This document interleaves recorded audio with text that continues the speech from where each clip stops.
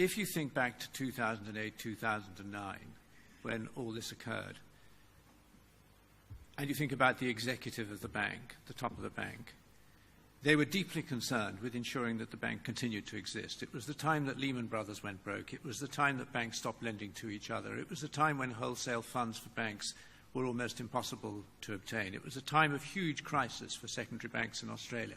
It was the time the Commonwealth Bank bought Bankwest because Bankwest was in an awful lot of trouble. There was just a huge amount going on. And while this was, and the board had auditors into every meeting to ensure that we came through this financial crisis satisfactorily right through to 2010.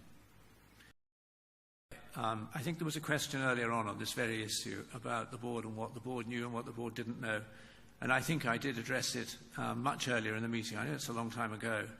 But I asked the meeting to remember the events of 2007, 2008, when all of this happened, 2008, 2009, at the time of the global financial crisis. At the time there was an existential crisis relating to banking. Secondary banks are having trouble. It was difficult in wholesale markets, and people were losing their savings right, left and centre as markets moved south.